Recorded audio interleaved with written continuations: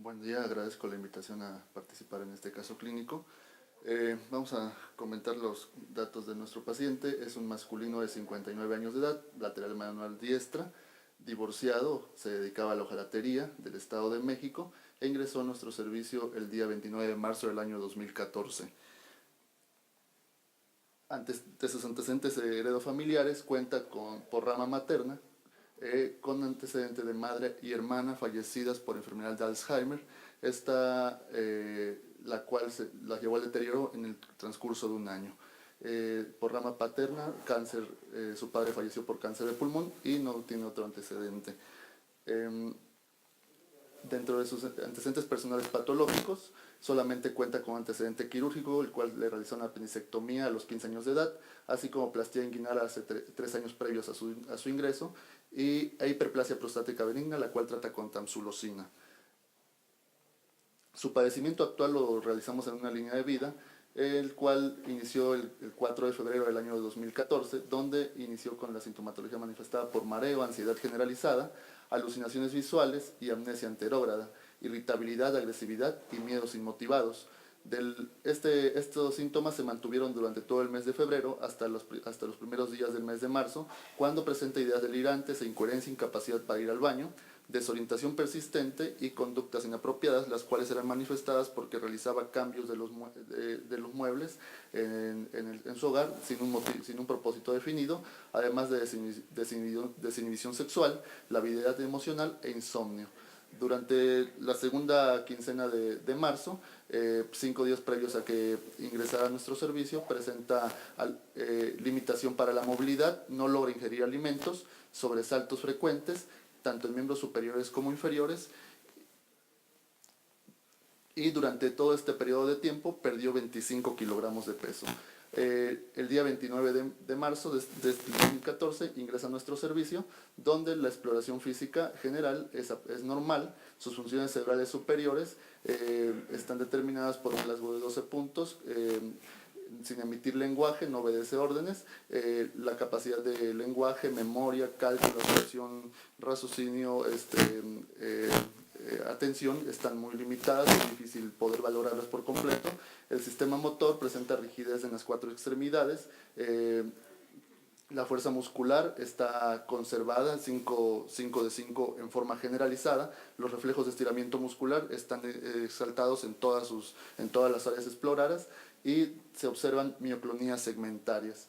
El sistema sensitivo tiene respuesta al estímulo álgico en forma generalizada, no se puede valorar el cerebelo vestibular y no presenta signos falográficos. Buenos días a todos.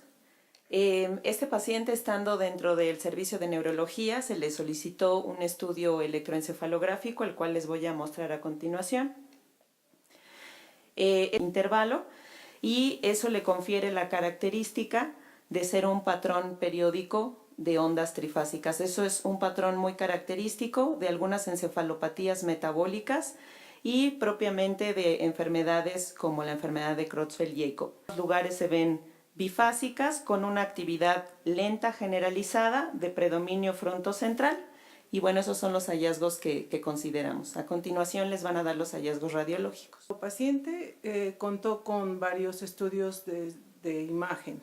El primer estudio fue una densitomografía computada que se efectuó el día 29 de marzo del año pasado. El estudio de tomografía computada se hizo en forma inicial y aunque no es nuestra primera elección en este tipo de enfermedades, pues se hace la tomografía por su mayor accesibilidad y si se dan cuenta se hizo el día de su ingreso. Entonces tenemos en la tomografía computada un estudio que no presenta en realidad ninguna anormalidad. Vemos nada más la pérdida de volumen del parénquima cerebral, los surcos están amplios y si acaso comenzamos a ver aquí algunas áreas en donde los surcos se ven un poco borrados o disminuidos, la amplitud entre ellos en algunas áreas, sobre todo la frontal y del lóbulo temporal del lado derecho. y en forma general, pues no vemos alguna otra alteración básicamente en este estudio.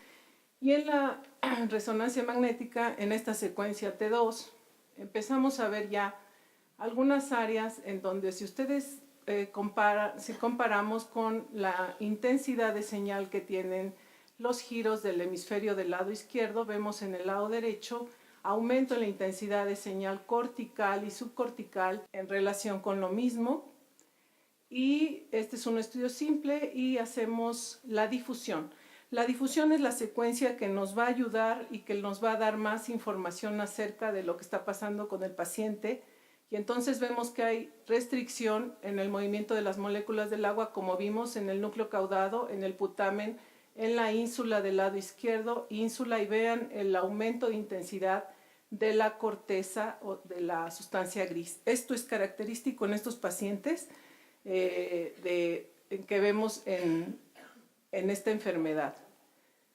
En relación a la evolución del paciente, el día 7 de marzo se mantiene el mutismo cinético llegando al coma. El día 9 de marzo se decide su egreso por máximo beneficio y evoluciona al deterioro y la muerte. A continuación vamos a ver los hallazgos patológicos. Buenos días, le agradezco al Servicio de Neurología por la invitación. En los hallazgos del estudio de autopsia, lo que encontramos fue una persona caquéctica, y a la apertura del cráneo la silla turca vacía, y aquí vemos el encéfalo en la superficie dorsal. Vemos que hay adelgazamiento de las circunvoluciones e incremento en la amplitud de los surcos, y además vemos congestión generalizada en la superficie ventral. Prácticamente es un encéfalo casi normal. Hicimos cortes coronales del encéfalo, que es el corte estándar en neuropatología, y como ven podemos ver gran atrofia caracterizada por la amplitud de los surcos y adelgazamiento extremo de las circunvoluciones, y si pueden ver la superficie de las circunvoluciones se encuentra demasiado irregular. En un corte un poco más caudal vemos que la afección es de los lóbulos frontales en superficie ventral, la superficie dorsal y prácticamente los lóbulos temporales. Y en el resto de los cortes coronales, en cortes un poco más caudales, vemos que la afección continúa en los lóbulos frontales, lóbulos de la ínsula, lóbulos temporales. Hay gran dilatación del sistema ventricular y prácticamente no hay predominio de afección. Con eso prácticamente podemos descartar enfermedad de Alzheimer y también demencia. En los cortes histológicos lo que vemos de forma generalizada es la corteza cerebral sumamente delgada y tiene esta vacuolación extrema del neurópilo, dando lo que se llama estado espongiforme, y aunque no es patognomónico, sí es bastante constante en esta enfermedad, y la sustancia blanca prácticamente es normal.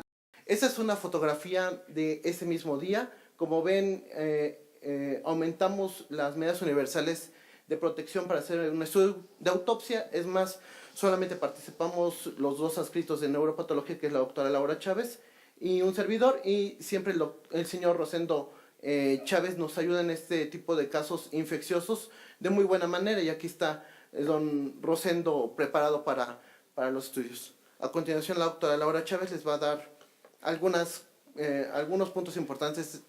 Vamos tomando el resto de los órganos, de tal manera que en los órganos que tenemos del resto de la autopsia encontramos datos de que pudiera haber estado el pulmón con edema, pero en realidad pensamos que la causa de la muerte fue un desequilibrio hidroelectrolítico, el paciente estaba caquético, y bueno, pues ya nosotros estamos ahí, como dice esta marca de microscopios, para hacerlo visible para ustedes. Gracias. Vamos a hacer brevemente una revisión de la enfermedad. Como ya vieron los antecedentes clínicos, estábamos ante un paciente con una demencia rápidamente progresiva. La definición de demencia rápidamente progresiva no está bien definida la temporalidad, pero en algunos artículos comentan que debe de ser menor a 2 años. Generalmente el resto de las demencias que son primarias tienen una evolución más larga. De ahí que cuando tenemos a un paciente con una demencia rápidamente progresiva, nos recomiendan, por ejemplo, hacer bajo esta mnemotecnia algunos estudios que vayan dirigidos a conocer la causa. Esta es la mnemotecnia, vitamina C, y bueno, esas son las posibles etiologías que debemos de considerar. Sin embargo, como causa propia de una demencia rápidamente progresiva, Dentro de las demencias primarias, las que pueden tener este curso es una demencia frontotemporal, una demencia corticobasal o demencia por cuerpos de Lewy. Sin embargo, no es lo más característico. La enfermedad propiamente de Creutzfeldt-Jakob y algunas demencias de etiología autoinmune o algunas encefalopatías paraneoplásicas. Para hacer el abordaje diagnóstico de este tipo de pacientes tenemos que hacer primero una buena historia clínica. Tenemos que tener en cuenta también si hay algunos otros factores sistémicos o algunos otros factores asociados como tabaquismo o pérdida de peso, que estos son importantes a considerar en una demencia rápidamente progresiva. Lo que está en rojo son las alteraciones que encontramos en el paciente. Este es un cuadro de los aspectos neurológicos que debemos de asociar, además del deterioro rápidamente progresivo. En este caso el paciente tenía alteraciones corticales como causa de demencia rápidamente progresiva, es el Creutzfeldt-Jakob, alteraciones en el afecto igualmente, aunque puede estar asociada a encefalitis límbica o algunas otras demencias paraneoplásticas. El abordaje que se debe de hacer, obviamente que dependiendo de los factores previos que vayamos encontrando en el paciente, pues hacer los estudios correspondientes a cada una de las entidades. Como tal, las enfermedades priónicas o llamadas también encefalopatías espongiformes transmisibles son una familia de trastornos neurodegenerativos que pueden afectar tanto a seres humanos como a animales. Prácticamente la enfermedad se caracteriza clínicamente por una demencia rápidamente progresiva, las mioclonías, algunos trastornos extrapiramidales y finalmente mutismo acinético, que con las complicaciones de este llevan a la muerte del paciente. Prácticamente esta enfermedad es considerada como una enfermedad priónica.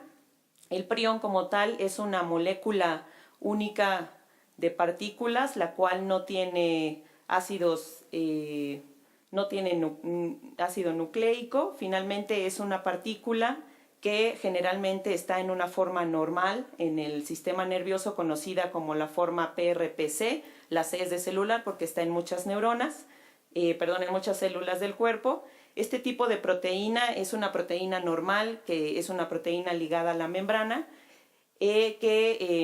como está presente en nuestro cuerpo, el sistema inmunológico la detecta como propia y es muy... eso le confiere esta capacidad de que el sistema inmunológico no pueda atacarla porque la conoce como normal a pesar de que ya esté en su forma normal.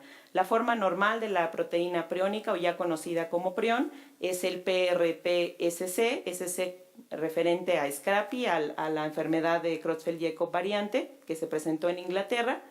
Y bueno, cuando esta proteína está normal, ya como en forma priónica, justamente el prión tiene la característica de tener una propiedad que se conoce como infecciosa porque lo que hace es conferir al resto de proteínas priónicas normales la posibilidad de que se conviertan a proteínas anormales, ¿no? Lo que hace es servir como una plantilla para transformar a las siguientes proteínas en las formas anormales. Los criterios diagnósticos que tenemos, los más utilizados, son los de la Organización Mundial de la Salud, en el cual nos podemos considerar que un paciente con una demencia rápidamente progresiva tenga algunos de estos datos clínicos y asociado a los estudios paraclínicos que ya comentamos. El patrón de ondas agudas trifásicas en el electroencefalograma que tenía este paciente, la proteína 1433 positiva y la proteína tau, que son proteínas de degeneración neuronal, y en algunos otros criterios comentan también los hallazgos radiológicos, que como ya había comentado la doctora Mezcua, lo más característico son las hiperintensidades en los núcleos basales, en el caudado y el putamen, lo cual le da la característica de ser como una hoz o una guadaña. El electroencefalograma, prácticamente con este patrón periódico de las ondas agudas trifásicas, ahí está nuevamente, y este es el estudio de nuestro paciente en donde se ven nuevamente esas ondas, y finalmente a este paciente se le hizo un estudio genético donde se determinó una mutación en el codón 200 y lo cual confirmó también el diagnóstico de ser una enfermedad de Creutzfeldt-Jakob familiar. El tratamiento no existe y eso sería todo.